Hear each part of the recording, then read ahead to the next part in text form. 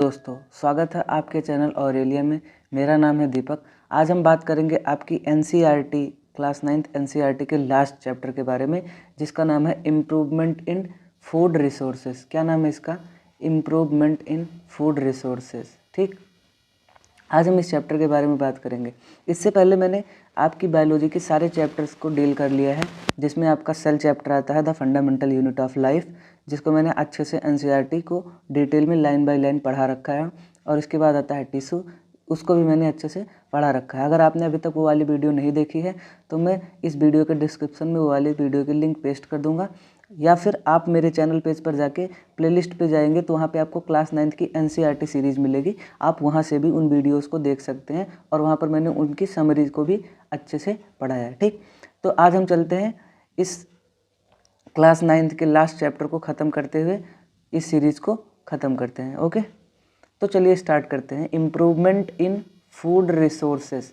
तो सबसे पहले अगर हम बात करें इम्प्रूवमेंट का मतलब क्या होता है? इम्प्रूवमेंट का मतलब होता है किसी चीज़ का और अच्छा होना, या फिर किसी चीज़ का डेवलप होना। ठीक, क्या मतलब हो गया? किसी भी चीज़ का डेवलप होना ही क्या होता है? इम्प्रूवमेंट। मेरे को पता है ये थोड़ा सा मैं अच्छे से नहीं लिख पा रहा हूँ, क्योंकि मेरे पास ना तो कोई अभी तक कोई कंप्यूटर है, या फिर ना ही कोई मेरे पास अभी टच पेन है। ठीक, तो मैं हाथों से लिखता हूँ, हाथों से ही पढ़ाता हूँ, लेकिन आप पढ़ें। ठीक, आगे अगर हम इसको रीडिंग करना स्टार्ट करें, वी नो दैट, मतलब हम जानते हैं, all living organism need food. सारे लिविंग ऑर्गेनिज्म को क्या ज़रूरत है? फूड के लिए, फूड की ज़रूरत है। ठीक, फूड सप्लाइज प्रोटीन्स। फूड हमें क्या देता है? Protein, carbohydrate, fats, vitamins and minerals. Food हमें क्या क्या देता है? प्रोटीन, कार्बोहाइड्रेट, फैट, विटामिन और minerals. All of which be require for body development. और ये सारी चीज़ें क्या करती हैं? हमारे बॉडी को डेवलप कराती हैं। मतलब ये सारी चीज़ें हमें all of which be require for the development of our body. ठीक, ग्रोथ एंड हेल्थ। ग्रोथ और health, both plant and animal are major source of food for us. ठीक, क्या बोला कि बोथ प्लांट एंड एनिमल, मतलब plant और animal दोनों, both plant and animal are major source of food for us. हमारे लिए प्लांट और एनिमल दोनों ही मेजर सोर्स है फूड के लिए। अब हम बात करें जैसे प्लांट हमारे लिए मेजर सोर्स कैसे है? ठीक, तो प्लांट से हमें क्या मिलता है? प्लांट से हम चाय की पत्ती, चाय पीते हैं, हम सब्जियां खाते हैं, हम साग खाते हैं, हम बहुत सारी चीज़ें, फ्रूट्स खाते हैं। तो हमें किससे मिलता है? प्लांट से। ठीक, अगर हम बात करें एनिमल से, तो एनिमल से हमें क्या मिलता है? एनिमल से हमें मिल्क मिलता है, एनिमल से हमें मीट मिलता है, अंडे मिलते हैं, या फिर जो नॉन वेज आइटम्स होते हैं वो मिलते हैं। ठीक, तो ये दोनों ही क्या हैं? Both plants and animals are major source of food for us. ठीक, हमारे लिए क्या है? ये मेजर सोर्स हैं। We obtain most of this food from agriculture and animal husbandry. ठीक, हम जो फूड है, मोस्ट ऑफ द फूड, मतलब जो मोस्टली हमारा जितना भी फूड है वो हम किससे प्राप्त करते हैं? एग्रीकल्चर, खेती से, एंड एनिमल हस्बेंड्री, पशुपालन से। ठीक, एनिमल हस्बेंड्री का क्या मतलब हो गया? पशुपालन। ठीक, तो हम मोस्ट ऑफ द फूड किससे प्राप्त करते हैं? एग्रीकल्चर और एनिमल हस्बेंड्री। तो हम इस वीडियो का मतलब इस चैप्टर के हम दो पार्ट बनाएंगे। पहले पार्ट में हम बात कर लेंगे पूरा एग्रीकल्चर का, और जो नेक्स्ट पार्ट बनेगा उसमें हम एनिमल हस्बेंड्री को कंसिडर कर लेंगे। ठीक, तो हम इस पार्ट में सिर्फ हम एग्रीकल्चर को ही पढ़ेंगे, नहीं तो फिर वीडियो बहुत लेंदी हो जाएगी। वरना मेरे को क्या, मैं तो पढ़ा ही दूंगा, लेकिन फिर आपको समझना है तो फिर फ़ायदा क्या पढ़ने का। ठीक, इसलिए मैं कह रहा हूँ कि हम इसको दो पार्ट में करेंगे। एक पार्ट में हम एग्रीकल्चर कर लेंगे और एक पार्ट में एनिमल हस्बेंड्री। बहुत बड़ा चैप्टर भी नहीं है और हमको पढ़ने में इस चैप्टर को मज़ा भी आएगा। ठीक, we read in newspapers that efforts are always being made to improve production. We read in newspaper, हम न्यूज़पेपर में पढ़ते हैं that efforts are always being made to improve production for agriculture and animal husbandry. हम newspapers में या फिर articles में हमेशा ये पढ़ते रहते हैं कि कोई ना कोई कुछ ना कुछ इम्प्रूवमेंट हुई है। किस फील्ड में? एग्रीकल्चर की फील्ड में या एनिमल हस्बेंड्री की फील्ड में। और इनमें इम्प्रूवमेंट क्यों हुई है? क्योंकि उससे हमें अच्छा सा प्रोडक्ट और बेनिफिशियल और अच्छा प्रोडक्ट मिल सके, इसलिए।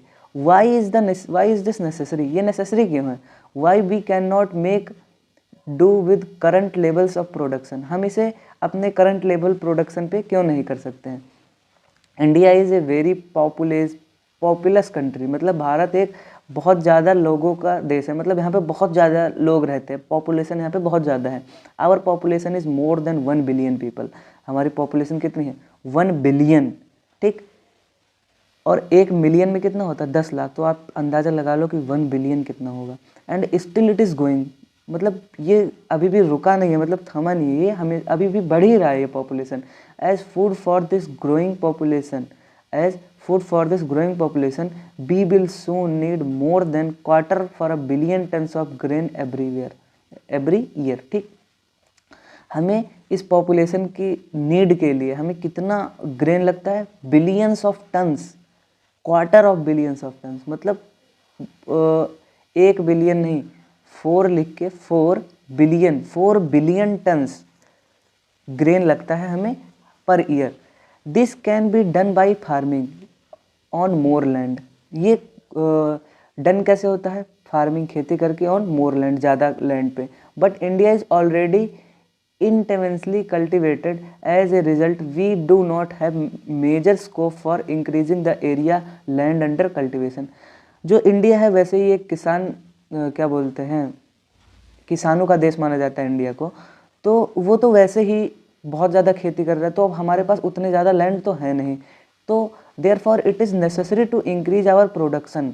तो मतलब हमें अब खेत को तो ज़्यादा कर नहीं सकते भाई, तो इसलिए हमें क्या करना पड़ेगा? अपने प्रोडक्शन को बढ़ाना पड़ेगा efficiently for both crops and livestocks, ठीक। हमें अपने क्रॉप के प्रोडक्शन और लिव स्टॉक के प्रोडक्शन को बढ़ाना पड़ेगा। आपको समझ आ रहा है ना कि मतलब अब इंडिया एक भाई इतनी ज़्यादा पॉपुलेशन है, जब ज़्यादा पॉपुलेशन है तो ज़्यादा फूड लगेगा तो हमें ज़्यादा प्रोडक्शन भी बढ़ाना पड़ेगा। और वो प्रोडक्शन किसका बढ़ाना पड़ेगा? चाहे वो क्रॉप्स का बढ़ाना पड़े और चाहे लिव स्टॉक का बढ़ाना पड़े, ठीक। आगे अगर हम बात करें, efforts to meet the food for demand by increasing food production, efforts to meet the food demand by increasing the food production had led some success so far, ठीक। अगर हम फूड प्रोडक्शन को बढ़ा दें तो हमारे जो ये एफर्ट्स हैं ये कारगर साबित होंगे। We have had the green revolution, हमने ग्रीन रेवोल्यूशन के बारे में पढ़ा था, which contributed to increase the food grain production. Green revolution में क्या है कि green revolution which contribute to increased food grain production, मतलब अनाज की पैदावार को ये बढ़ाता था। इस रेवोल्यूशन में हमने ये किया था। We have also had the white revolution, हमने वाइट रेवोल्यूशन के बारे में भी पढ़ा था, ये भी वाइट रेवोल्यूशन भी हुआ था। तो which has led better and more efficient use as availability of milk. White revolution में क्या था? हमें बेटर अवेलेबिलिटी ऑफ मिल्क चाहिए थी, हमें अच्छी क्वालिटी का मिल्क चाहिए था। तो इसके लिए कौन सा रेवोल्यूशन आया? White revolution. मतलब अनाज के लिए ग्रीन रेवोल्यूशन और मिल्क के लिए हमने क्या किया? वाइट रेवोल्यूशन किया, ठीक। आगे अगर हम बात करें, however these revolutions means that our natural resources are getting used more intensely, as a result there are more chances of causing damage to our natural resource to point of destroying their balance completely. मतलब ये जो revolutions हुए इसकी वजह से ठीक है कि हमें इंटेंसिव चीज़ मिली, लेकिन अगर हम किसी भी चीज़ को कुछ ज़्यादा ही इस्तेमाल करें तो वो कुछ एक दिन के बाद, मतलब एक टाइम के बाद वो डिस्ट्रॉय हो जाती है, फिर उसका बैलेंस जो है वो नहीं हो पाता। Therefore it is important that we should increase the food production without degradating our environment. मतलब इसीलिए हमें ये इम्पॉर्टेंट ये है कि हम फूड प्रोडक्शन करें, लेकिन कैसे करें? विदाउट डिग्रेडेटिंग आवर इन्वायरमेंट, मतलब अपने इन्वायरमेंट को, अपने नेचर को हार्म बिना पहुंचाए हम फूड प्रोडक्शन करें। नहीं तो फिर अगर हम किसी भी चीज़ को ज़्यादा इंटेंसिव तरीके से लेंगे तो हमें ही डैमेज करने लगेगी, ठीक। आगे अगर हम बात करें तो distributing the balance and maintain it, ठीक। हम फूड प्रोडक्शन ऐसे करें कि वो उसका जो नेचर का बैलेंस है वो मेंटेन रहे। Hence there is a need for sustainable practices in agriculture and animal husbandry. इसीलिए हमें कुछ सस्टेनेबल प्रैक्टिसेस, मतलब कुछ सस्टेनेबल ऐसी चीज़ें, सस्टेनेबल का मतलब हो गया कि ऐसी चीज़ जो हमें मतलब नेचर को बिना हार्म पहुँचाए, नेचर से फ़ायदा लेना ही सस्टेनेबिलिटी कहलाती है। तो हम ऐसी चीज़ों का उपयोग करेंगे अपने एग्रीकल्चर में और अपनी एनिमल हस्बेंड्री में, ठीक। Also simply increasing grain production for storage in warehouse cannot solve the problem of malnutrition and hunger। मतलब सिंपली आप अनाज को उगा ले और उसको वेयर हाउस में स्टोर कर दे तो इसका ये कोई फिक्स सॉल्यूशन नहीं है कि आप मतलब माल न्यूट्रिशन और हंगर मतलब भूख को कम कर लेंगे। ठीक, people should have money to purchase food. People के पास पैसे हैं, मतलब लोगों के पास पैसे हैं भोजन खरीदने के लिए। Food security depends on both availability of food and access to it. तो फूड सिक्योरिटी होती है वो दो चीज़ों पर डिपेंड करती है। सबसे पहली बात करें तो उसकी सिक्योरिटी मतलब उसकी अवेलेबिलिटी, मतलब आपके पास भोजन है देने के लिए, भाई पैसे हैं ये तो इम्पॉर्टेंट है, लेकिन उस पैसे से क्या हम भोजन खरीद सकते हैं ये भी तो है। मतलब अवेलेबिलिटी और उसको एक्सेस, मतलब हम उसको एक्सेस कर भी सकते हैं या नहीं। ठीक, आगे अगर हम पढ़ें, the majority of our population depends on agriculture for their livelihood. मतलब हमारे यहाँ भारत जो एक ऐसा देश है जिसे क्या बोलते हैं किसानों का देश, तो ये हमारी जो सारी पॉपुलेशन है ये डिपेंड किस पे करती है, एग्रीकल्चर फॉर देयर लिवहुड, मतलब रहने के लिए और खाने के लिए। ठीक, increasing the income of people working in agriculture is therefore necessary to combat the problem of hunger. मतलब अगर हम किसानों की इनकम को बढ़ा दें या जो एग्रीकल्चरल प्रोडक्ट्स को बनाते हैं या बढ़ावा देते हैं उनकी इनकम को, मतलब उनके प्रोडक्शन को बढ़ाएं, तो हमारे ये जो पॉपुलेशन की हंगर की नीड है इसे हम मिटा सकते हैं। Scientific management practices should be undertaken to obtain high yield for farms. हमें इसके लिए साइंटिफिक मैनेजमेंट की प्रैक्टिस भी करनी पड़ेगी, मतलब हमें कुछ साइंटिफिक तरीकों को भी आजमाना पड़ेगा for better food production and better yield. ठीक, one should undertake mixed farming. हमें मिक्स्ड फार्मिंग भी करनी पड़ेगी, इंटर क्रॉपिंग करनी पड़ेगी, इंटीग्रेटेड फार्मिंग प्रैक्टिसेस करनी पड़ेगी। मतलब ये सारे जो टर्म्स हैं इनके बारे में हम आगे पढ़ेंगे। For example, combine agricultural with livestocks, popularity, fishers, bee keeping. मतलब ये सारी चीज़ें हमें करनी पड़ेंगी। ठीक, कौन कौन सी चीज़ें? सस्टेनेबल लिवहुड के लिए हमें क्या क्या करना पड़ेगा? Mixed farming, intercropping, integrated farming practices, for example combine agriculture with livestock, poultry and fishes. ठीक, अब आगे हम बात करें, the question thus becomes how do we increase the yield of crop and livestocks. तो मतलब अब क्वेश्चन ये बनता है, हाँ हमें तो ये तो पता चल गया कि हाँ हमें अब क्रॉप के प्रोडक्शन को या फिर क्रॉप एंड लिवस्टॉक्स के प्रोडक्शन को बढ़ाना है, लेकिन अब क्वेश्चन ये उठता है कि हम उसको बढ़ाएं कैसे। अब उसके बारे में हम पढ़ेंगे। ठीक, पहली हेडिंग आती है आपकी 12.1। तो इसमें क्या है? Improvement in crop yield. Improvement in crop yield, crop जो पैदा होती है उनकी यील्ड में इम्प्रूवमेंट लाना, मतलब पैदावार बढ़ाना। सीरियल्सेस मतलब अनाज, जैसे गेहूँ, rice, maize, millets and sorghum. Provide us carbohydrate for energy requirement, ये हमें एनर्जी देते हैं। पल्सेस लाइक ग्राम, दालें, चना, पी, मटर, ब्लैक ग्राम, उर्द, ग्रीन ग्राम, मूंग, पिजन पी, अरहर, लेंटिल, मसूर। प्रोवाइड अस प्रोटीन, ये हमें प्रोटीन प्रोवाइड करते हैं। तो हम ये चीज़ ध्यान रखना है, हमें क्वेश्चन पूछ सकता है कि वीट, राइस, मेज, मिलेट, सोरगम ये हमें कार्बोहाइड्रेट, और जो दालें होती हैं वो हमें क्या प्रोवाइड करती हैं? Protein. And oil seed including soybean, ground nuts, sesame, castor, mustard, linseed, sunflower provide necessary fats and vegetable oil. ठीक, ये हमें ऑयल प्रोवाइड करते हैं। Vegetable species and fruits provide a range of vitamins and minerals in addition to small amounts of protein, carbohydrate and fats. Vegetables हमें क्या देती हैं? हमें हर एक चीज़ देते हैं वेजिटेबल्स, जैसे हमें स्मॉल अमाउंट में प्रोटीन भी मिल जाएगा इनसे, स्मॉल अमाउंट में कार्बोहाइड्रेट भी मिल जाएगा इनसे, और फैट्स भी मिल जाएंगे इनसे।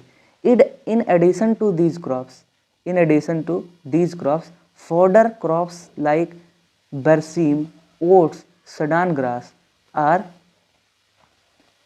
raised food for livestock। ठीक, हम जैसे हम हमारे लिए तो ठीक है कि हम ये सब खा लेंगे, लेकिन जैसे हम कुछ ब्राउजिंग एनिमल्स, जैसे हम गाय और भैंस को पालते हैं, तो उनके लिए क्या है?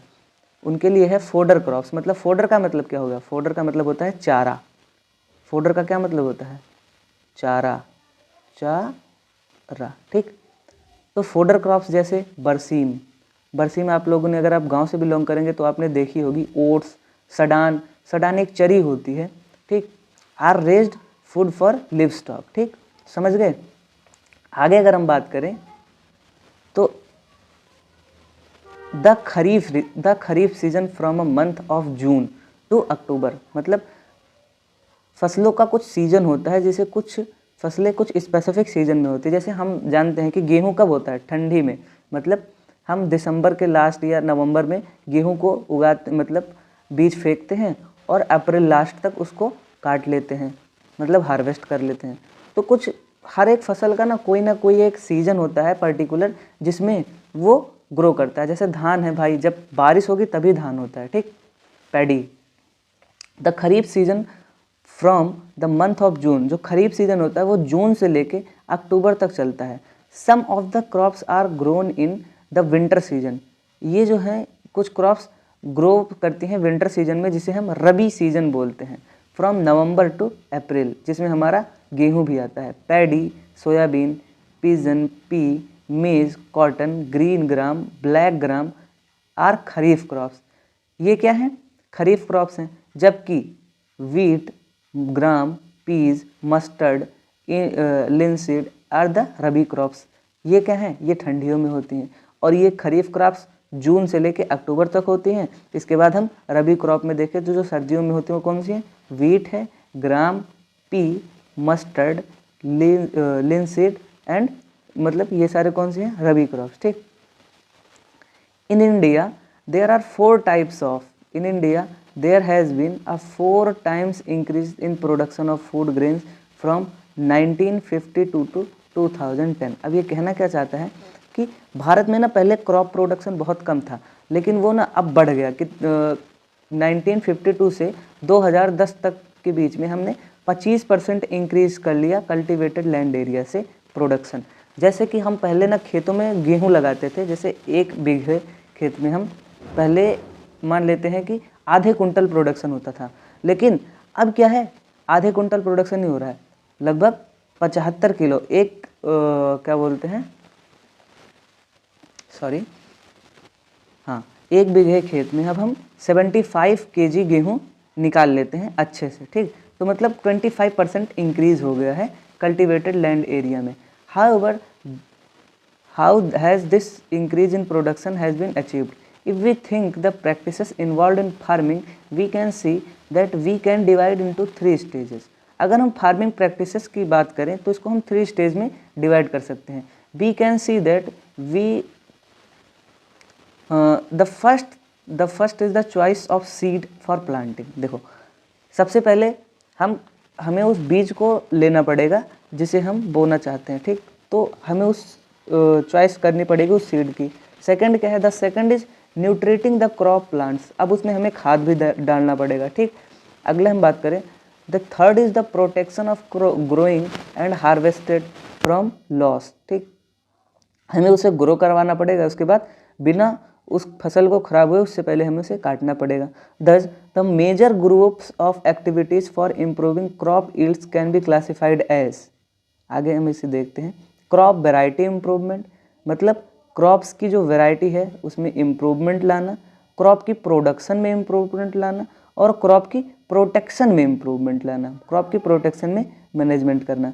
अब देखो, अगर वैरायटीज़ ज़्यादा होंगी तो हमारे पास कई सारी चॉइस होगी कि हाँ, गेहूं है उसकी कई सारी वैरायटीज़ है भाई, कुछ गेहूं है जिसकी ईल्ड बहुत अच्छी है, कुछ गेहूं है जिसके दाने मोटे मोटे हैं, कुछ गेहूं है जिसमें कार्बोहाइड्रेट की क्वांटिटी बहुत ज़्यादा है।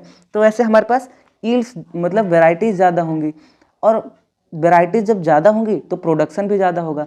और भाई देखो, कुछ हैं जिसमें ना प्रोटेक्शन की अच्छी है, मतलब उसमें कीड़े नहीं लगते हैं, या फिर उसमें हमें खाद डालने की ज़रूरत नहीं है, वो ऐसे ही प्रोटेक्ट रहते हैं। तो हमारे पास ऐसे 3 तरह के हो गए, मतलब एक वैरायटी इम्प्रूवमेंट, एक प्रोडक्शन इम्प्रूवमेंट और एक प्रोटेक्शन मैनेजमेंट। ठीक, अब हम पहले बात करते हैं क्रॉप वैरायटी इम्प्रूवमेंट की। ठीक, मैं थोड़ा सा ऊपर कर लेता हूँ इसको, हाँ, क्रॉप वैरायटी इम्प्रूवमेंट की। This approach depends on finding a crop variety that can give a good yield. ठीक, this approach depends on finding a crop variety that give a good yield.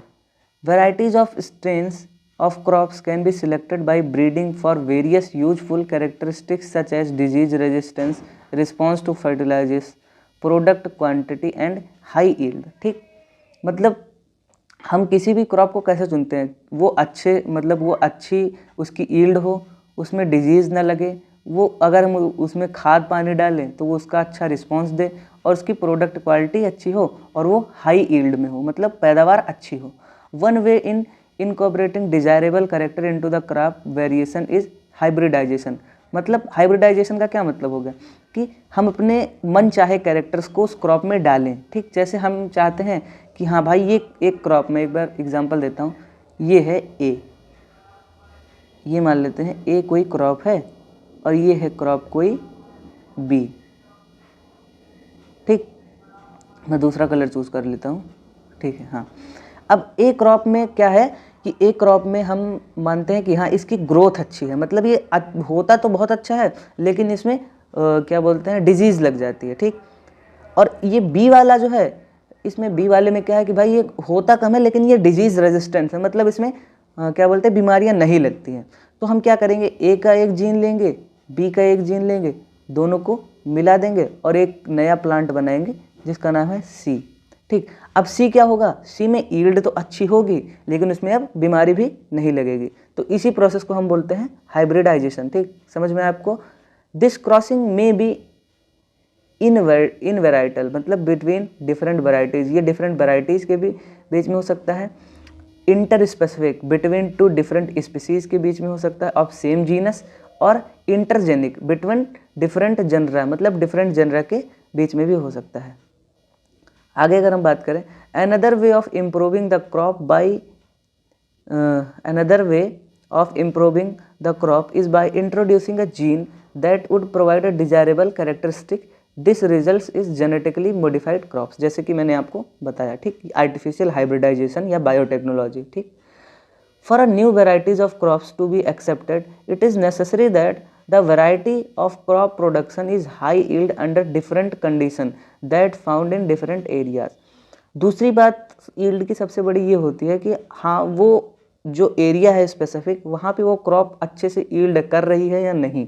ठीक, मतलब कंडीशंस, उसको कैसी conditions चाहिए for better yield.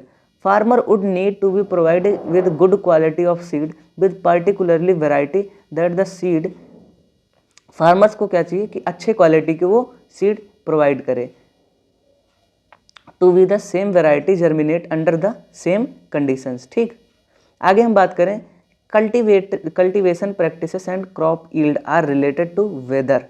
जो cultivation मतलब cultivation की practice या क्रॉप की यील्ड होती है वो रिलेटेड होती है वेदर से, मतलब कैसा सीजन है आपका। भाई अब देखो, आपके यहाँ हमेशा बारिश ही हो रही है, तो अगर बारिश ही होगी तो फिर आप कैसे कर पाओगे। जैसे आपको गेहूँ की खेती करनी है और साल भर बारिश ही होती है, तो आप गेहूँ की खेती कैसे कर पाओगे, नहीं कर पाओगे ना। तो वेदर की कंडीशन अच्छी होनी चाहिए, सॉइल की क्वालिटी अच्छी होनी चाहिए, मिट्टी अच्छी होनी चाहिए। रेगिस्तान में आप जाके भुट्टा उगा रहे हो या रेगिस्तान में जाके आप आलू उगा रहे हो तो वो उगेगा नहीं, उगेगा क्योंकि सॉइल क्वालिटी अच्छी नहीं है। अवेलेबिलिटी ऑफ वाटर, पानी की अवेलेबिलिटी होनी चाहिए। सेम एग्जांपल, अगर आप राजस्थान में जाके धान उगाएं तो वो उगेगा नहीं, उगेगा क्यों नहीं उगेगा, क्योंकि वाटर यील्ड है ही नहीं अच्छी। Since the weather condition such as drop of food and flood situation as unpredictable varieties that can be grown in diverse climate condition are useful. ठीक, similarly varieties tolerant to high soil salinity that has been developed, मतलब seed ऐसा होना चाहिए कि वो हमारे desirable climate में grow कर पाए, हाई टॉलरेंस सैलिनिटी को, मिट्टी की सैलिनिटी को वो सह पाए। Some of the factors of variety improvement is done are, जैसे कुछ हमारे साइंटिस्ट ने कुछ इसको इम्प्रूव किया है, अब हम देखते हैं वो क्या इम्प्रूवमेंट हुए हैं। सबसे पहला आता है हायर यील्ड। क्या है higher yield?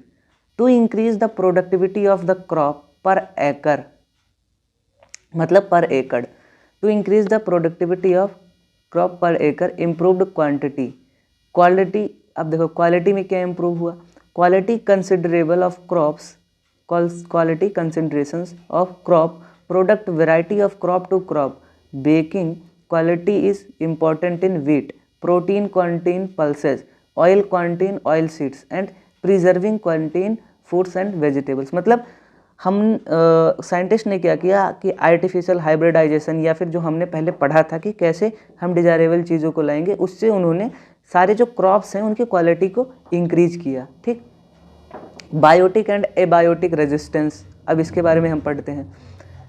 Crops production can go down due to biotic, मतलब लिविंग। ठीक, क्रॉप प्रोडक्शन को हार्म पहुंचा सकता है कौन? जैसे अगर उसमें कुछ डिजीज़ लग गई, कुछ बैक्टीरियल डिजीज़ लग गई, कुछ इंसेक्ट्स लग गए, या कुछ निमेटोड्स लग गए। एंड एबायोटिक जैसे ड्रफ, सैलिनिटी, वाटर लॉगिंग या हीट, कोल्ड, फ्रोस्ट। तो मतलब ज़्यादा गर्मी हो गई, या ज़्यादा ठंडी हो गई, या ओला पड़ गया, या बाढ़ आ गई, तो इससे भी वो क्रॉप हमारी इफेक्ट हो सकती है। Stress under different situation, varieties resistance to these stress can improve the crop production. तो हम अगर हमारा जो क्रॉप है या फिर जो सीड हमने चूज़ किया है, अगर वो बायोटिक और एबायोटिक रेजिस्टेंस है, हायर यील्ड वाला है, गुड क्वालिटी वाला है, तो वो अच्छा प्रोडक्शन करेगा, अच्छी यील्ड देगा। ठीक, change in maturity duration, maturity duration में भी चेंज लाना है। जैसे the shorter the duration of crop from sowing the harvesting. ठीक, अगर जैसे मान लो कोई क्रॉप है, तुमने आज लगाया उस क्रॉप को और तुम जाके उसको 1 साल बाद काटोगे, तो वो उसकी जो प्रोडक्शन का टाइम है वो बहुत ज़्यादा है। मतलब हमें उसके प्रोडक्शन की मेच्योरिटी टाइम को थोड़ा शॉर्ट करना पड़ेगा। The more economical is the variety. मतलब अगर हम, जैसे एक खेत है आपके पास, आपने कोई एक क्रॉप लगाई है जो 3 महीने में हो जाती है, और कोई आपने एक क्रॉप लगाई है जो 1 साल में होती है। तो आपने जो 3 महीने में लगाई वो हो गई, हार्वेस्ट कर लिया आपने, फिर आपने उसी फील्ड में नई क्रॉप लगा दी, फिर 3 महीने बाद उसे भी हार्वेस्ट कर ली, फिर नई क्रॉप लगा दी, फिर 3 महीने बाद उसी में हार्वेस्ट कर ली, फिर आपने नई क्रॉप लगा दी। तो मतलब इससे हमें क्या होगा कि हमने नई नई वेराइटीज़ को भी ऑब्जर्व किया और हमारी यील्ड भी अच्छी रही। ठीक, short duration also reduces the cost production. अगर कोई भी शॉर्ट ड्यूरेशन का है तो उससे क्रॉप प्रोडक्शन भी अच्छा होगा। Uniform maturity makes the harvesting process easy and reduce the loss during harvesting. ठीक,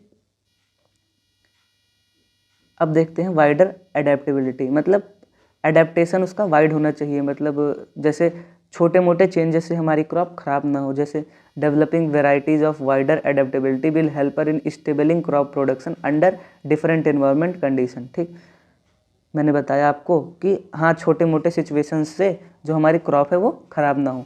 one variety can be then grown under different climatic condition in different areas. अब डिजायरेबल एग्रोनिमिक कैरेक्टर्स जैसे tallness and profuse branching are desirable character for fodder crops. ठीक, अब जैसे हम चाहते हैं कि हमारी कुछ क्रॉप्स बड़ी हों, जैसे अगर हमारे जो चारे हैं उनकी पत्तियां बड़ी होंगी तो अच्छी बात है। ठीक, तो टॉलनेस एंड प्रोफ्यूज ब्रांचिंग, मतलब बहुत ज़्यादा ब्रांचिंग हो, तो हमारे लिए डिजायरेबल, मतलब हमारे लिए एक अच्छा कैरेक्टर है। किस चीज़ के लिए? फॉडर क्रॉप्स के लिए। ठीक, and dwarfness is the desired in cereals. अगर जो अनाज के पौधे हैं, अगर वो जितने ही छोटे होंगे वो उतने ही अच्छे होंगे। अब अच्छे क्यों होंगे? क्योंकि अगर वो बड़े हो गए तो वो गिर जाएंगे, और गिर जाएंगे तो उनकी यील्ड कम हो जाएगी। ठीक, less nutrient is consumed by these crops. अगर वो छोटे होंगे तो उनको न्यूट्रिएंट की भी ज़रूरत कम पड़ेगी। Thus developing variety of desired agronomic characters help to give you high productivity. ठीक, आगे अगर हम क्वेश्चंस की बात करें तो क्वेश्चन में क्या है? How do biotic and abiotic factors affect crop production. Biotic factor, living factor, जैसे अगर हमारी क्रॉप में इंसेक्ट्स आ गए, इंसेक्ट्स लग गए या निमेटोड्स लग गए, तो उससे हमारी क्रॉप की यील्ड कम हो जाएगी। एबायोटिक फैक्टर जैसे हमारे बाढ़ आ गई भाई, ओला पड़ गया, ज़्यादा गर्मी हो गई, तो इससे हमारी क्रॉप खराब हो सकती हैं। What are the desirable agronomic characters for crop improvement. अगर हम कोई भी सीरियल्स जैसे पल्सेस की बात करें, अगर हमने अरहर की फील्ड में अरहर बोई है, तो हमें क्या चाहिए कि वो प्लांट छोटा हो जिससे वो न्यूट्रिएंट्स कब ले और उसकी प्रोडक्टिविटी अच्छी हो, मतलब हाई प्रोडक्टिविटी हो। ठीक, आगे हम बात करें क्रॉप प्रोडक्शन मैनेजमेंट की। जैसे अब हमने क्रॉप की अपने हिसाब से क्रॉप तो कर लिया, मतलब डिसाइड तो कर लिया कि हमारा सीड कैसा हो, लेकिन अब उसको मैनेज कैसे करेंगे। In India as in many other agriculture based countries farming ranges from small to very large farms. India के जैसे बहुत सारे देश ऐसे हैं जो छोटे खेतों से लेके बहुत बड़े खेतों तक में फार्म करते हैं। Different farmers that have more और लेस लैंड, कई सारे किसान होते हैं जिनके पास ज़्यादा खेत होते हैं, कई के पास कम खेत होते हैं। मनी और access to information and technology, किसी के पास पैसा है और वो एक्सेस कर सकता है टेक्नोलॉजीज़ को। In short it is the money और financial condition that allows farmers to take up different farming practices and agricultural technologies. ठीक, देखो तुम्हारे पास अगर पैसा होगा तो तुम्हारे पास जो तुम्हारी फार्म है उससे तुम अच्छी ईल्ड मतलब अच्छी क्वालिटी की क्रॉप्स को प्रोड्यूस कर सकते हो, जिससे तुम्हें अच्छी ईल्ड होगी और उससे तुम्हारी इकोनॉमिक कंडीशन और अच्छी हो जाएगी। ठीक, there is a correlation between higher inputs and yields, मतलब एक को रिलेशन है हायर इनपुट्स में और ईल्ड में। जितना अच्छा तुम इनपुट दोगे उतनी अच्छी तुम्हें ईल्ड मिलेगी। ऐसा ही तुम्हारी पढ़ाई में भी है, जितना अच्छा तुम इनपुट दोगे मतलब जितनी मेहनत से तुम पढ़ोगे उतना ही अच्छा तुम्हें तुम्हारी ईल्ड मिलेगी रिजल्ट की। दस the farmers purchasing capacity for inputs decide cropping system and production practices. तो ऐसे ही जो फार्मर्स होते हैं वो इनपुट देते हैं कि हम कैसी क्रॉप चुनें और कैसे उनको प्रोडक्शन की प्रैक्टिस करें। मतलब therefore production practices can be at different level. They include no cost production, low cost production and high cost production। तो इसमें 3 तरह का प्रोडक्शन आता है। एक होता है नो कॉस्ट प्रोडक्शन जिसमें आपने कभी पैसा नहीं लगाया। दूसरा आता है low cost production, low cost मतलब एक आता है नो कॉस्ट, एक आता है लो कॉस्ट मतलब इसमें तुमने थोड़ा सा पैसा लगा दिया है। लेकिन एक होता है हाई कॉस्ट प्रोडक्शन मतलब जिसमें आपने अच्छा इनपुट दिया है। तो जिसमें आपने जितना अच्छा इनपुट दिया है उसमें आपका उतनी अच्छी यील्ड होगी। ठीक, 1 मिनट में पानी पी लूँ फिर आपको पढ़ाता हूँ।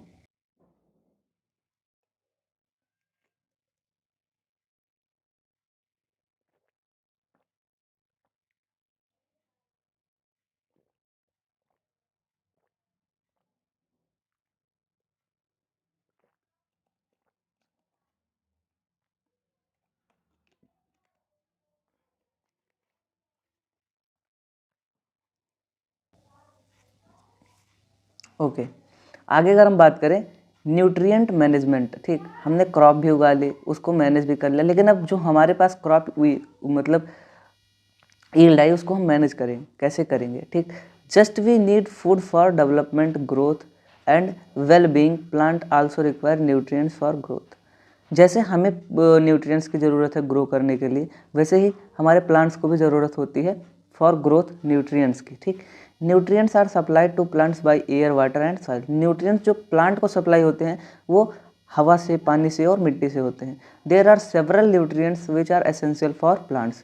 बहुत सारे न्यूट्रिएंट्स ऐसे हैं जो प्लांट के लिए इम्पॉर्टेंट है। Air supply CO2 carbon and oxygen, हवा जो होती है उससे प्लांट्स को कार्बन और ऑक्सीजन मिलती है। Hydrogen comes from water, hydrogen पानी से मिलती है।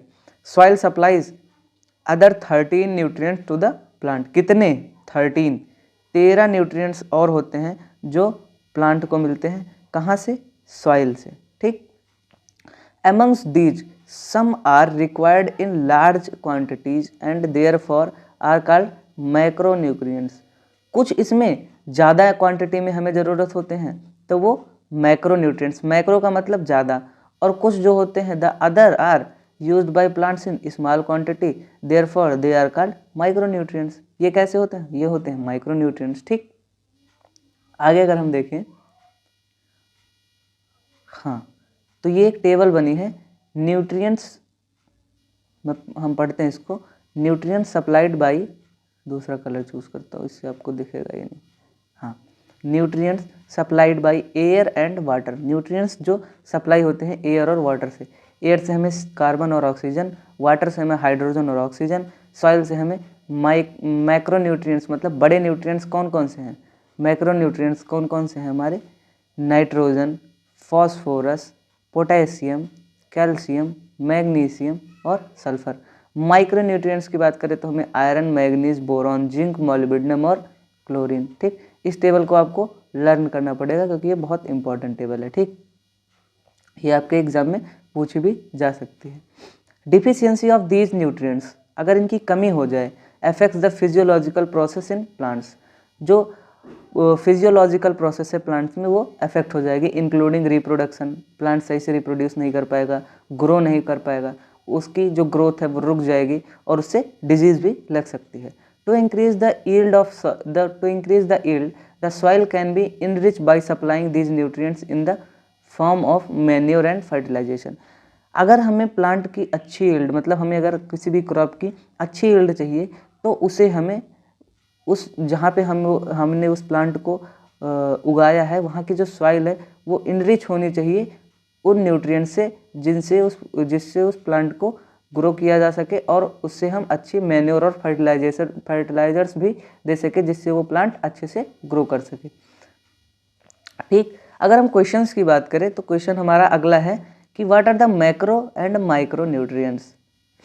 What are the macro nutrients and what are they called macro nutrients. अब मैक्रो न्यूट्रिएंट्स क्या होते हैं और उन्हें मैक्रो न्यूट्रिएंट्स क्यों कहा जाता है ये आप खुद करेंगे। How do plant get nutrients, plant nutrition कैसे लेते हैं, भाई सॉइल से लेते हैं, अभी हमने पढ़ा इसके बारे में।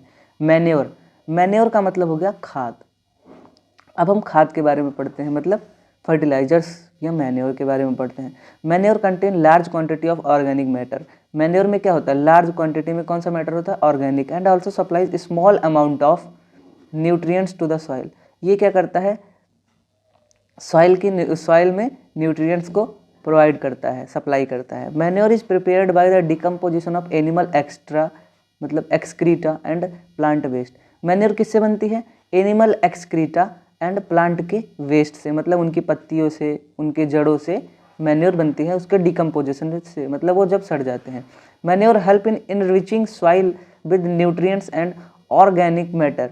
मैन्योर क्या हेल्प करता है कि ये सॉइल की क्या बोलते हैं, सॉइल की फर्टिलिटी को बढ़ाता है।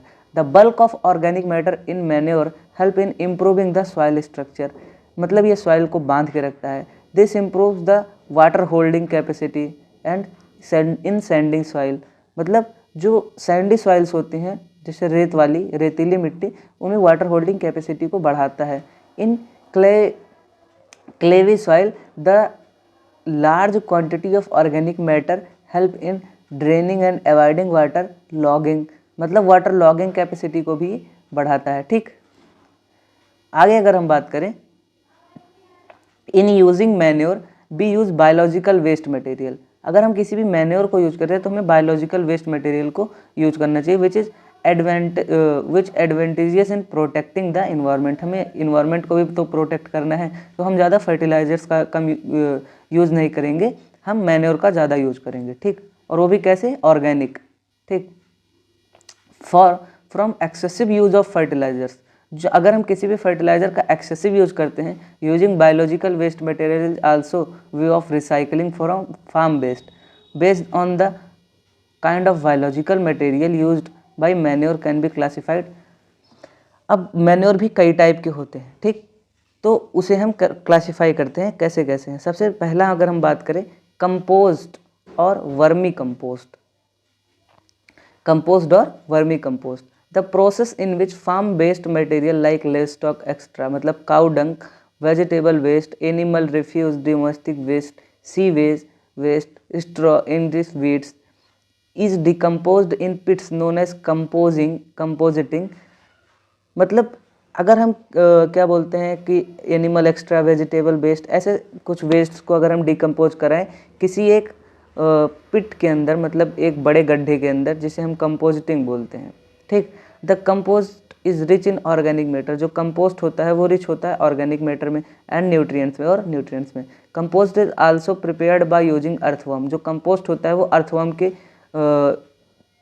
प्रेजेंस में भी प्रिपेयर किया जाता है। To hasten the process of decomposition of plant animal refuse, this is called vermicompost, मतलब इनमें एनिमल और प्लांट दोनों के वेस्ट होते हैं, इसीलिए इसे वर्मी कंपोस्ट बोला जाता है। ठीक, अगर हम बात करें green manure, prior to the sowing the crop seeds, some plants like sun hemp, gore and grown then mulch by plugging them into the soil. These green crops turn into the green manure which help the enriching the soil in nitrogen and phosphorus. मैं इसको आपको समझाता हूँ। जैसे कि कोई तुमने धान की खेती की, इसके बाद तुम्हारी जो फील्ड है वो खाली हो गई, उसमें ना तुमने कुछ ऐसे प्लांट्स लगाए जो कि नाइट्रोजन फिक्सिंग प्लांट्स हैं, ठीक। जैसे तुमने ये एक प्लांट लगा दिया है, ठीक।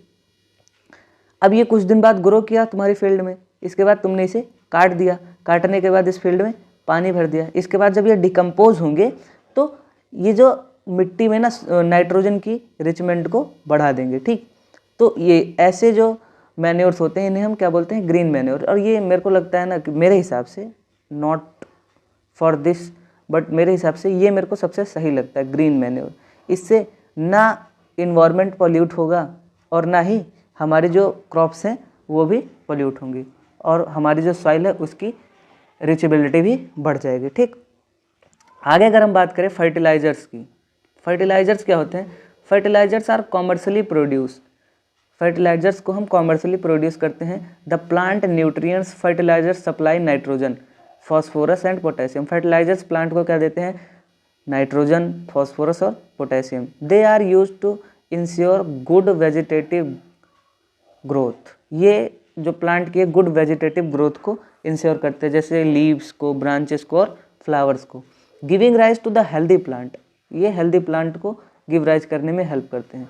Fertilisers are the factor in higher yield और हाई कॉस्टिंग फार्म्स या फार्मिंग। अब भाई देखो, अगर तुम्हारे पास पैसे नहीं है तो तुम फर्टिलाइजर्स कहाँ से लाओगे? तो ये जो फर्टिलाइजर्स होते हैं ये कहाँ पे यूज होते हैं? हाई कॉस्ट फार्मिंग में। मतलब ये फर्टिलाइजर्स काफ़ी महंगे आते हैं, ठीक। तो ये हाई कॉस्ट फार्मिंग में यूज होते हैं। कहाँ पे यूज होते हैं ये? हाई कॉस्ट फार्मिंग में। एक बार लिखने की कोशिश करता हूँ, HI, देखो मैं लिख भी नहीं पा रहा हूँ, हाई कॉस्ट फार्मिंग में ये यूज होते हैं, ठीक। Fertilizers should be applied carefully in terms of proper dose. Fertilizers को भी दवा की तरह एक प्रॉपर डोज में दिया जाता है, प्रॉपर टाइम पे दिया जाता है। ऑब्जर्वेशन भी उसकी की जाती है, पोस्ट एप्लीकेशन और प्री एप्लीकेशन पे। प्रिकॉशन भी देखा, मतलब प्रिकॉशंस से उसको दिया जाता है और कंप्लीट यूटिलाइजेशन दिया जाता है, कंप्लीट यूटिलाइजेशन उसका किया जाता है। जैसे sometimes fertilizers get washed away due to excessive irrigation and not fully absorbed by the plant. कई बार ऐसा होता है कि जो फर्टिलाइजर्स होते हैं वो फसलों को ख़राब कर देते हैं अगर उसका एक्सेसिव डोज दे दिया जाए। This excess fertilizer then leads to water pollution, और इससे वाटर पोल्यूशन होता है, ठीक। Also we have seen in previous chapter, हमने प्रीवियस चैप्टर में देखा था कि continuous use of fertilizer in an area can destroy the soil fertility. मतलब अगर हम फर्टिलाइजर्स का ज़्यादा यूज करेंगे तो वो सॉइल की फर्टिलिटी को भी ख़त्म कर देगा। इससे अच्छा तो हमारा मैन्योर ही था, जिससे हमें सॉइल की फर्टिलिटी को इंक्रीज भी कर रही थी और हमारे प्रोडक्शन को भी बढ़ा रही थी। Because the organic matter in the soil is not replaced and micro organism in the soil get harm by fertilizers. जो माइक्रो ऑर्गेनिजम्स होते हैं जो मैन्योर को बनाते थे या जो मैन्योर को, नाइट्रोजन को फिक्स करते थे प्लांट्स के लिए, वो इस फर्टिलाइजर्स के डोज से मर जाते हैं। Short term benefits of using fertilization and long term benefits of using manure. मतलब अगर तुम्हें शॉर्ट टर्म के लिए चाहिए तो आप फर्टिलाइजर यूज करो, लेकिन अगर तुम्हें लॉन्ग टर्म के लिए चाहिए तो आप मैन्योर यूज करो, ठीक। मैन्योर सॉइल फर्टिलिटी को बढ़ा देता है, ठीक। तो अब हम क्वेश्चन की बात कर ले। Compare the use of manure, मैंने आपको अभी बता दिया, मैन्योर और फर्टिलाइजर्स की फर्टिलिटी को कंपेयर करो। तो भाई मैन्योर तो वैसे भी ज़्यादा ही फर्टाइल करती है सॉइल को, और जो फर्टिलाइजर्स होते हैं वो सॉइल की फर्टिलिटी को कम करते हैं। अब हम बात करते हैं ऑर्गेनिक फार्मिंग की। कौन सी फार्मिंग? Organic farming. ऐसी फार्मिंग जिसमें हम फर्टिलाइजर्स और केमिकल का यूज नहीं करेंगे। Organic farming is a farming system with minimal और no use of chemical and fertilisers, herbicides and pesticides. मैंने आपको बता दिया कि ये कैसे होते हैं, इसमें केमिकल और फर्टिलाइजर्स का भी एक भी यूज नहीं होता। And with the maximum input of organic manures, इसमें मैक्सिमम इनपुट किसका होता है? ऑर्गेनिक मैन्योर्स का। Recycled form based, straw and livestock extra, ठीक। Use of bio agents such as culture of blue green algae in preparation of bio fertilisers, neem leaves और turmeric specially in grain storage as bio pesticides, ठीक। हम ऐसे नीम की पत्ती का use करते हैं फॉर स्टोरेज ऑफ क्रॉप्स। जैसे अगर हम चावल को रखते हैं तो उसमें हम नीम की पत्ती डालते हैं, या हम टर्मरिक की लीव्स डालते हैं जिससे उसमें कीड़े न लगें। With healthy cropping system, mixed cropping, inter cropping and crop rotation is discussed below, ठीक। अब हम इसके बारे में पढ़ेंगे। कौन से? मिक्स्ड क्रॉपिंग, इंटर क्रॉपिंग ये सारे topics. These cropping systems are beneficial in insect pest weed control besides providing nutrients. इससे हमें क्या पता चलेगा कि हम अपनी क्रॉप को इंसेक्ट और पेस्ट से कैसे बचा सकते हैं। ठीक, अब हम बात करते हैं इरिगेशन की। इरिगेशन का क्या मतलब होता है? ठीक, तो most agriculture in India is rain fade. मतलब भारत में जो खेती जो है वो निर्भर किस पे करती है? बारिश पे। That is the success of crops in most areas is depend on timely monsoon. इसीलिए जो क्रॉप प्रोडक्शन है या फिर क्या बोलते हैं यील्ड ऑफ क्रॉप्स है, वो डिपेंड किस पे करती है? मानसून पे, कि जब हमारी बारिश होगी तब हमें धान लगाना है, या फिर जब बारिश कम होगी, जब ठंडी का सीजन आएगा तब हमें गेहूं की फसल लगानी है। ठीक, तो spread rainfall through most of the growing season, hence poor monsoon cause crop failure. अगर जैसे बारिश कम हुई तो उससे हमें क्या लगता है कि हम क्रॉप फेलियर हो जाता है। Ensuring that crop get water at the right stages during the growing season can increase the expected yield of any crops. अगर कोई क्रॉप ग्रो कर रही है और उसे पानी की जरूरत है, उसे पानी मिल जाए तो भाई उसकी यील्ड अच्छी हो जाएगी। Therefore many measures are used to bring more and more agricultural land under irrigation. ठीक, तो इसीलिए ना बहुत सारे खेत कैसे पड़ जाते हैं? बंजर ही पड़ जाते हैं पानी की कमी से। अब मोर टू नो, इसे भी हमें जानना जरूरी है। देखो, मैं एनसीईआरटी की एक एक लाइन पढ़ाता हूँ। मैंने एनसीईआरटी सीरीज को अच्छे से ख़त्म किया है, और ऐसा नहीं है कि मैंने कभी भी एनसीईआरटी को ऐसे की पढ़ा हो जैसे हम इंग्लिश की रीडिंग करते हैं। तो आप मेरी वीडियोस को देखें, समझें, फिर भी नहीं समझ आता है तो आप मेरे को कमेंट करके बताएं क्या आपको दिक्कत है और क्या मुझे इम्प्रूव करना चाहिए। ठीक, वैसे मैं अभी अपने आप को इम्प्रूव ही कर रहा हूँ, फिर भी अगर आपको कोई दिक्कत लगती है तो आप मेरे को कमेंट कर सकते हैं। ठीक, आगे अगर हम पढ़ें, droughts occur because the secretary of irregular distribution of rains. Drought poses the threat in rain-fed farming areas where farmers do not raise irrigation for crop production and depend only on rain। ठीक, कुछ जगह ऐसी है जहाँ पे किसान जो हैं वो सिर्फ और सिर्फ बारिश पे ही निर्भर होते हैं। Light soil have less water retention capacity. जो हल्की मिट्टी होती है, रेतीली, उस पर वाटर रिटेंशन कैपेसिटी कम होती है। In areas where light soils crop get adversely affected by drought condition. मतलब सूखे के कंडीशन में जो क्रॉप्स है वो बिल्कुल ही खराब हो जाती है। Scientist had developed some crop varieties with the tolerance high drought condition. मतलब सूखे की कंडीशन को भी जो क्रॉप्स हैं वो सह लें, साइंटिस्ट ने कुछ ऐसी क्रॉप्स की वेराइटीज़ को बनाया है। ठीक, आगे अगर हम बात करें यहाँ से, हाँ, India has variety of water resources. Bharat के पास कई वैरायटी के वाटर रिसोर्सेज हैं और कई सारे क्लाइमेट हैं। Under such conditions several different kind of irrigation system are adopt for supply of nutrients agricultural lands depending on kind of water resource available. These include wells, canals, river and tanks. ठीक, India में कई सारे type के water system हैं जिससे हम खेतों की सिंचाई करते हैं, जैसे कि नहर हैं, नदी हैं और टैंक्स हैं, या हमारे पास वेल्स हैं। अब तो ट्यूबवेल्स भी आ गई हैं। ठीक, अब हम देखते हैं कि वेल्स क्या होते हैं। कुएं, जिसे हम हिंदी में कुआं बोलते हैं। There are two type of well. Well दो प्रकार के होते हैं, नेमली डग वेल और ट्यूब वेल्स। डग वेल और ट्यूब वेल्स। डग मतलब गड्ढा। ठीक, डग का मतलब क्या होगा? एक मिनट, हाँ, डग का मतलब क्या हो गया? गड्ढा। अगर मैं लिखने की कोशिश करूं,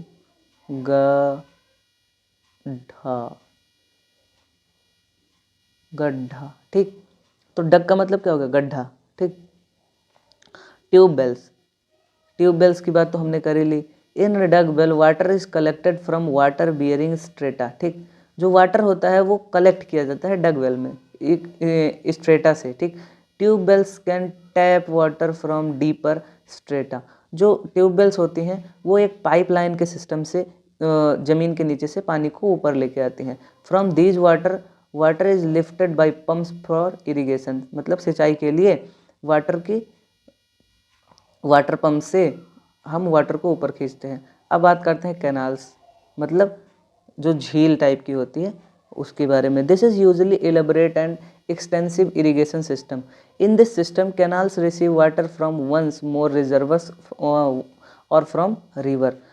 तो अगर हम कैनाल्स की बात करें तो कैनाल्स में जो नदियों से पानी आता है, ठीक, नदियों से पानी आता है। The main canal is divided into branch, जो मेन कैनाल होती है उससे कई सारी ब्रांचेस में डिवाइड होती है और वो फर्दर डिस्ट्रीब्यूट होती है फील्ड्स में। जैसे कि मैं आपको एक डायग्राम में दिखाता हूँ, रुको। मैंने ब्लू कलर चूज किया एक रिवर के लिए, ठीक। मैं कोशिश कर रहा हूँ बनाने की वैसे, ठीक। ये होगा एक रिवर, ये रिवर जा रही है, ठीक। अब मैं एक मेन कैनाल बनाता हूँ, यहाँ से एक मेन कैनाल निकल गई, ठीक। अब यहाँ से ये कैनाल ब्रांचेस में चली जाएगी। मैं दूसरा कलर चूज़ करता हूँ, चलो येलो चूज़ कर लेते हैं। एक कैनाल यहाँ से गई, ये फील्ड तक चली गई। एक कैनाल यहाँ से गई, ये फील्ड तक चली गई। एक कैनाल यहाँ से गई, ये भी फील्ड तक चली गई। लेकिन ये कैनाल्स भी कुछ जगह से सब डिवाइडेड होती हैं। जैसे रामू के खेत में जाना है और श्याम के खेत में जाना है, तो राम और श्याम के खेत में जाने के लिए इनको फिर से डिवाइड करना पड़ेगा। तो ये यहाँ से भी ऐसे डिवाइड हो जाती हैं और ये राम के खेत में भी चली जाती हैं और श्याम के खेत में भी चली जाती हैं, ठीक। तो ये हो गया कैनाल सिस्टम। अब हम बात करते हैं रिवर लिफ्ट सिस्टम।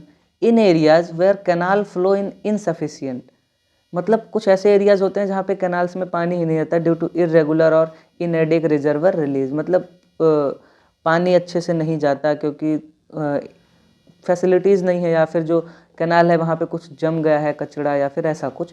तो the lift system more relational, ठीक, मोर रेशनल। तो जो रिवर लिफ्ट सिस्टम होता है वो ज़्यादा रेशनल होता है। Water is directly drawn from rivers from supplement irrigation in an area close to the river. अगर कोई खेत नदी के पास है तो वो डायरेक्ट ही वहाँ से पानी ले लेता है। टैंक्स, अब टैंक क्या होता है? These are small storage reservoirs which interrupt and store the run off smaller catchment areas, ठीक। अगर हमें छोटे खेतों को सींचना है तो हम अपने टैंक से भी सिंचाई कर सकते हैं उसकी, ठीक। अब हम बात करते हैं फ्रेश, आगे बात करें fresh innovatives for increasing the water available for agriculture include rain water harvesting and water shed management. This involves building small check dams which led to increase the groundwater level. The check dams stop the rainwater from flowing away, also reduce the soil erosion, ठीक। तो हम क्या करते हैं कि water को hold करके रखते हैं जिसमें ज़मीन के नीचे पानी जो है वो ऊपर आ जाए, जिससे हम अच्छे से सिंचाई कर सकें, ठीक। अब हम क्रॉप पैटर्न्स के बारे में बात करेंगे और ये हेडिंग कौन सी है? 12.2 क्रॉपिंग पैटर्न। अब डिफरेंट टाइप के क्रॉपिंग पैटर्न होते हैं तो उसे हम पढ़ते हैं। Different ways of growing crops, कई तरह से हम क्रॉप को उगाते हैं। टू गिव मैक्सिमल बेनिफिट्स जिससे हमें मिले, ठीक। Mixed cropping is a growing two और more crops simultaneously on the same piece of land. For example wheat और ग्राम और वीट और मस्टर्ड और ग्राउंड नट या सनफ्लावर। मिक्स्ड क्रॉपिंग में क्या होता है कि एक ही खेत में हम दो फसलों को एक साथ उगाते हैं, मतलब साइमल्टेनियसली। आपने गेम बहुत खेले होंगे जैसे कार रेस साइमल्टेनियसली या फिर बस रेस या ऐसे बहुत सारे गेम्स आते हैं।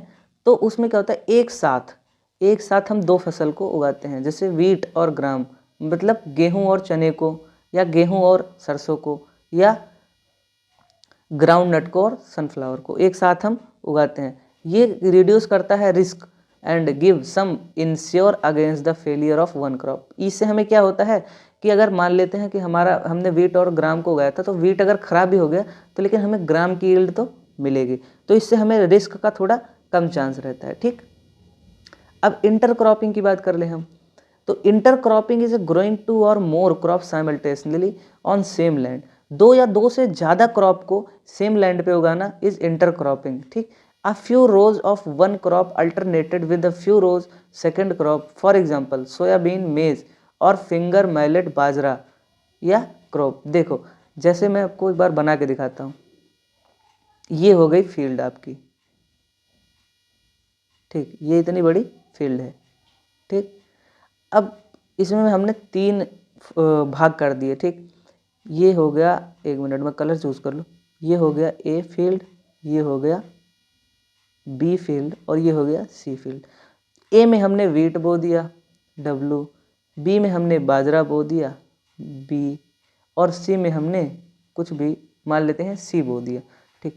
तो एक फील्ड में हम 3 या 2 या 2 से अधिक वैरायटीज़ को अगर हम क्या बोलते हैं क्रॉप करें या प्रोड्यूस करें तो उसे इंटर क्रॉपिंग बोलते हैं। This insure maximal utilization of nutrients, ये इससे हमें मैक्सिमल यूटिलाइजेशन होता है न्यूट्रिएंट्स का। And also prevent the pest disease for spreading all plants belonging to one crop in a field. This both crops give the better returns, ये जो crops होती हैं ये हमें बेटर रिटर्न्स प्रोवाइड करती हैं। ठीक, अब ये देखो एक डायग्राम है इंटर क्रॉपिंग का, इसमें 3 क्रॉप्स हैं एक साथ लगी हुई हैं, मैंने आपको जैसे डायग्राम में बना के दिखाया था। ठीक, आगे अगर हम बात करें, the growing of different crops on a piece of land is pre planned succession is known as crop rotation. ठीक, अगर हमने किसी भी क्रॉप को एक प्री प्लान्ड सेक्शन में क्या बोलते हैं उगाया है या बोया है तो उसे हम क्रॉप रोटेशन बोलते हैं। इसे क्रॉप रोटेशन मेथड से डन किया जाता है, क्रॉप कॉम्बिनेशन से। The availability of moisture irrigation facility decide the choice of crop cultivated and harvest. तो मॉइस्चर की अवेलेबिलिटी, पानी की फैसिलिटी से हमें ये पता चलता है कि हम क्रॉप को कब काटें या कब हार्वेस्ट करें। If crop rotated is done properly then 2 और 3 crops can be grown in a year with good harvest. ठीक, अगर हमें अच्छे से मैनेजमेंट कर लेते हैं किसी भी क्रॉप का, तो हमने जैसे मैंने आपको पहले भी एक एग्जांपल बताया था कि 3 महीने की एक फसल है तो उसे हम काटेंगे तो एक साल में हम 4 तरह की 4 वैरायटीज़ की फसलों को उगा सकते हैं और एक अच्छी यील्ड को हम प्राप्त कर सकते हैं। ठीक, आगे हम बात करें क्रॉप प्रोटेक्शन मैनेजमेंट। अब हमने फसलों को उगा लिया, अब हम उसे प्रोटेक्ट कैसे करें। Field crop are infected by large number of weeds, insect, pest and disease. ठीक, ये तो हमें पता है कि फील्ड जो क्रॉप्स होती हैं वो लार्ज नंबर ऑफ इंसेक्ट्स या बहुत सारे वीड्स से इन्फेक्ट होती हैं। If weeds and pest are not control to appropriate time they damage the crop so much the most crop lost. अगर हम इसे टाइम पे कंट्रोल नहीं कर पाएँ तो ये जो है पूरी क्रॉप को ख़राब कर सकते हैं। Weed are unwanted plant. अब वीड्स क्या होते हैं, कुछ अनवांटेड प्लांट्स होते हैं। वीड्स क्या हैं, अनवांटेड प्लांट्स, ऐसे प्लांट्स जो हम अपने फील्ड में नहीं चाहते हैं in the cultivated field. For example xanthium. Xanthium एक प्लांट है जो कि किसके साथ होता है, गेहूं के साथ, और ये क्या नाम है क्रॉप की यील्ड को बहुत कम कर देता है। पार्थेनियम, गाजर घास या केप्रेसस जिसे मोथा बोलते हैं, they compete for food, space and light. Weed take up nutrients and reduce the growth of crop. ठीक, ये क्रॉप की ग्रोथ को रिड्यूस कर देते हैं। Therefore the removal of weeds from cultivated field during the early stages crop growth is essential for good harvest। अगर हमें अपने फील्ड में क्रॉप्स की अच्छी यील्ड चाहिए तो हमें इसे जल्दी ही क्योर करना पड़ेगा, नहीं तो हमारी पूरी क्रॉप की यील्ड खत्म हो जाएगी। Generally the insect pest attack the plant in 3 ways. जो इंसेक्ट है वो प्लांट्स को 3 वे में अटैक करते हैं। दे कट द रूट, या तो वो रूट काटेंगे या तो स्टेम काटेंगे या लीफ काटेंगे। The suck of cell sap from various part of plant, या फिर वो जो सेल सैप है उसको वेरियस पार्ट से चूसेंगे। ठीक, they bore into the stem and fruit, या फिर वो स्टेम और स्टेम में या फ्रूट्स में छेद कर देंगे। दे दस affect the health of crop and reduce the yield. तो इससे क्या होगा, हमारे क्रॉप की यील्ड कम हो जाएगी। Disease in plants are caused by pathogens as bacteria, fungi, virus. ये जो डिजीज होती हैं प्लांट्स में ये किसकी वजह से होते हैं, बैक्टीरिया, फंगी और वायरसेस की वजह से।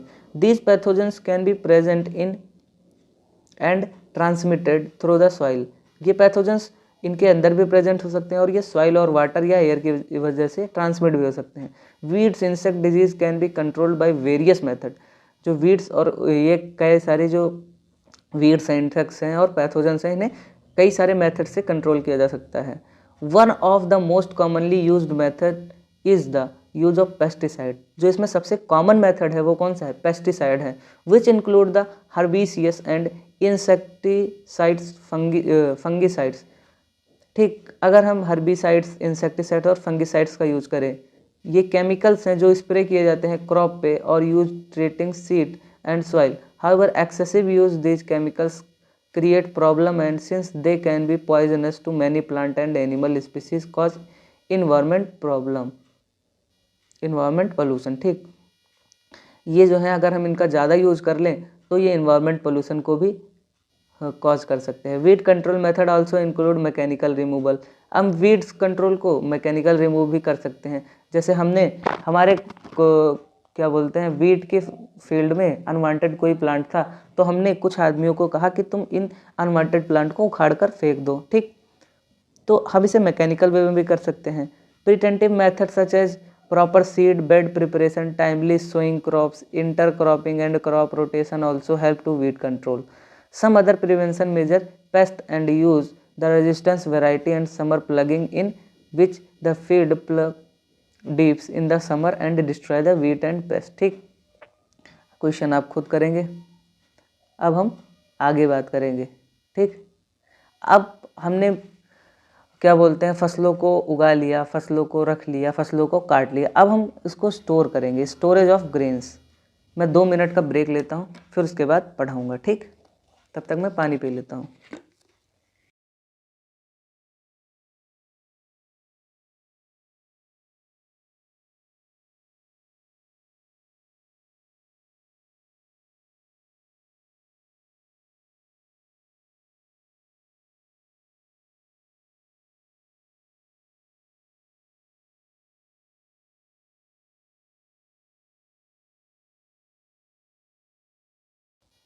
हम बात कर रहे थे स्टोरेज ऑफ ग्रेन्स के बारे में। स्टोरेज ऑफ ग्रेन्स, हमने फसलों को उगा भी लिया, हमने उसको अच्छे से यील्ड भी दे पा ली, लेकिन अब हम उसे स्टोर कैसे करें। Storage loss in agriculture produce can be very high. Storage loses in agriculture produce can be very high. Factor responsible for such losses are biotic, insect, rodents, fungi, mites and bacteria. Abiotic, inappropriate moisture temperature in place of storage। मतलब storage से भी हमारी फसलें काफ़ी ख़राब हो सकती हैं अगर हमने अच्छे से स्टोरेज उसको नहीं किया है, मतलब अच्छे से उसे स्टोर नहीं किया है।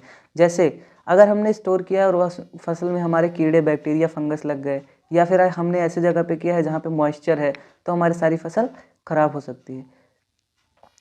These factors cause degradation in quality।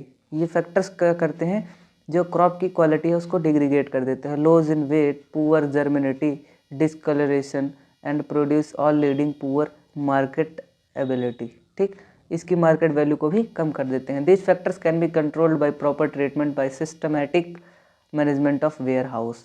हमें अगर इसे कंट्रोल करना है तो हमें एक सिस्टमैटिक मैनेजमेंट करना पड़ेगा जहाँ पे हम क्रॉप को स्टोर करते हैं, और जहाँ पे क्रॉप स्टोर होती है उसे क्या बोलते हैं, वेयर हाउस। क्या, वेयर हाउस, ठीक।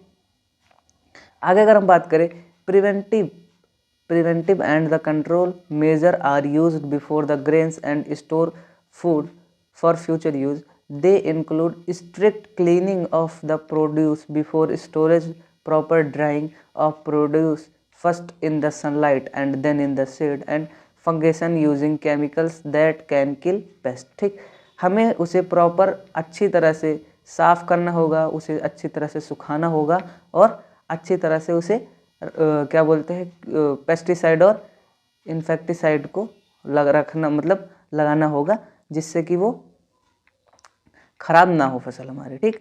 अगर हम इसके क्वेश्चंस की बात कर लें, why should preventive measures and biological control method preventing the protecting crop. हमें ऐसे मेथड्स को यूज़ क्यों करना पड़ता है, क्योंकि हमें उन क्रॉप्स को फ्यूचर में यूज़ करना है। व्हाट फैक्टर्स में be responsible for the losses grain during storage.